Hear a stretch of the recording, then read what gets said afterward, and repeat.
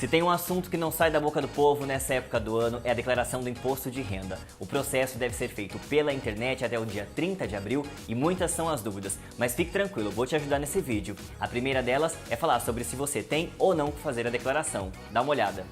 Fica obrigada a apresentar os dados a pessoa física que resida no Brasil e que no ano calendário de 2018 tenha recebido rendimentos tributáveis sujeitos ao ajuste, cuja soma foi superior a R$ 28.559,70 ou que tenha recebido rendimentos isentos, não tributáveis ou tributados exclusivamente na fonte e que a soma foi superior a R$ 40 mil.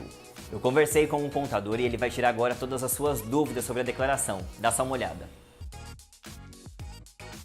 Existe uma obrigatoriedade por lei, estabelecida por lei, e aí cada pessoa que teve renda durante o ano, por exemplo, agora nós estamos falando do ano de 2018, ela tem que observar se ela tem, de acordo com o dispositivo legal, se ela tem essa obrigatoriedade de declarar em relação à sua renda, em relação ao seu patrimônio, se recebeu alguma indenização, porque se ela estiver obrigada, diante da circunstância patrimonial e de renda dela, ela deve declarar, é uma obrigação, caso contrário ela pode sofrer sanções, uma punição pecuniária, tem que, acaba sofrendo uma penalidade no seu bolso. Então a gente percebe que apesar de muita gente não gostar de declarar, existe uma obrigatoriedade, então a importância de você não sofrer essa sanção e pior ainda, muitas pessoas que a gente observa na prática, às vezes ela vai fazer uma operação de crédito junto ao banco ou numa loja, ela percebe que o CPF dela está bloqueado. Mas bloqueado por quê? Exatamente porque ela deveria ter declarado e não declarou. É onde ela corre atrás de um profissional para declarar e liberar o seu CPF. Então, se você não quer ter o seu CPF com alguma irregularidade, se você não quer sofrer uma sanção pecuniária, em dinheiro e tal, interessante, você tem que procurar e fazer a sua declaração de renda. Olha, dúvidas tem de tudo quanto é natureza, mas as principais é exatamente com relação ao seguinte: eu devo ou não declarar? É onde você investiga, qual foi a tua renda, por exemplo, para o ano de 2018 que você declara agora em 2019, é quem recebeu uma renda acima de R$ 28.559,70. Então, se você teve uma renda do trabalho, ou mesmo renda de aluguel, renda do trabalho autônomo, se você somar essa renda e der acima de R$ 28.559,70, você tem uma obrigatoriedade. Não só isso também, mas, por exemplo, eu recebi uma indenização, uma doação. Se for acima de 40 mil, está obrigado. Olha, eu não tive renda.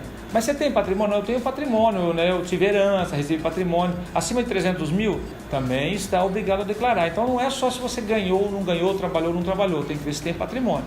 Uma coisa interessante também, que muita gente não sabe, às vezes cai na malha, tem problema com o CPF, quando alguém começa a mexer com ações em bolsa, que hoje é muito comum você no mercado de ações de comprar, qualquer pessoa pode fazer isso, se você fizer operação com bolsa de valores, não importa o valor, você já está obrigado a declarar. Então, ficar atento a essas questões, isso é uma dúvida muito frequente. Fora isso, ainda as pessoas querem saber, olha, eu comprei um carro, comprei uma casa, eu tenho que declarar? Olha, não é o fato de você comprar uma casa e um carro que você tem que declarar. Você tem que observar o seguinte: essa casa, o valor dela é acima de 300 mil, aquela questão do patrimônio acima de 300 mil. Então eu tenho que declarar.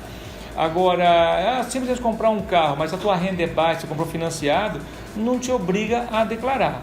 Então, assim, são várias. A questão, por exemplo, de quem pode ser meu dependente, então pais, filhos, esposo, isso é dependente natural. Outras situações até pode, por exemplo, falar, eu tenho um filho adotado, filho, legalmente, judicialmente está lá, então tem essa questão também. E também dúvidas frequentes com relação ao que eu posso deduzir. Então, por exemplo, eu posso, remédio eu posso? Não, remédio não pode, mas gasto com saúde, com consulta, dentista, fisioterapia, plano de saúde, isso pode. Gasto com escola, pode, só mensalidades. Material não pode. Então, essas dúvidas são comuns para todo mundo.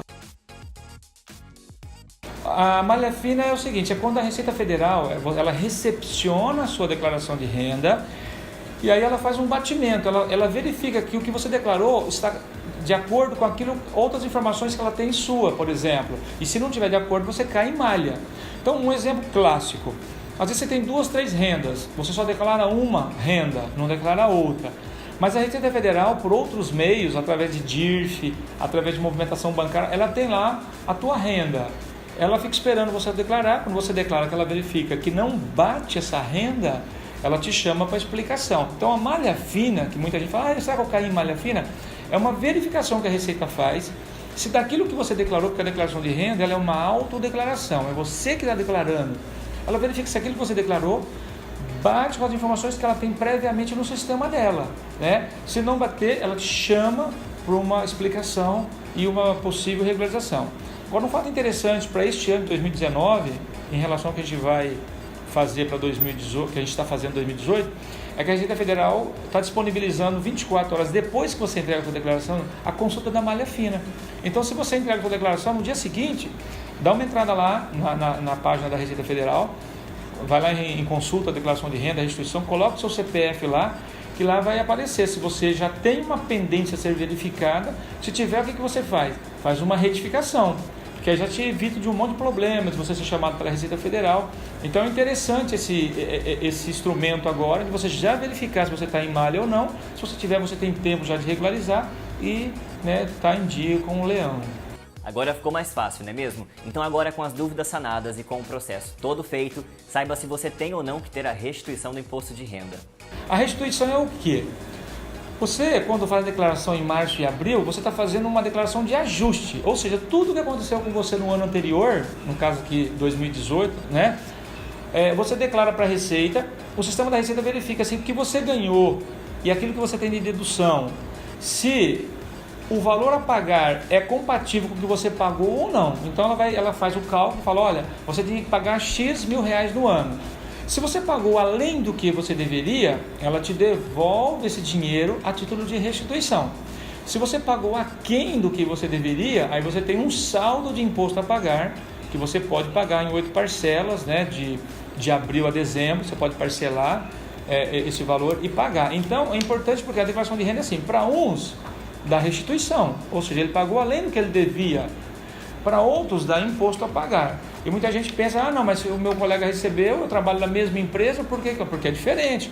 Porque existe uma relação, às vezes ele teve mais dependente do que você, teve mais gasto do que você com despesa médica. Então a dedução dele é maior, automaticamente ele tem um imposto a restituir. E a sua dedução, às vezes você ganha o mesmo salário, a sua dedução é menor, às vezes você tem um imposto a pagar. Então são duas situações.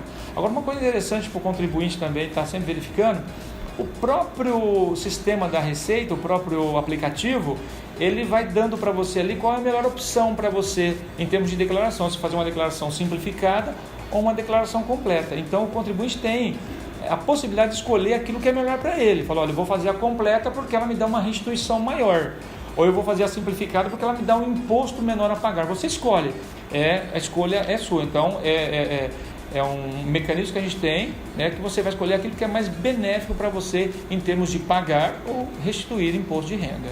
Moleza, não é mesmo? Então fique atento ao prazo e não se esqueça, até dia 30 de abril, inscreva-se no nosso canal e até o próximo vídeo.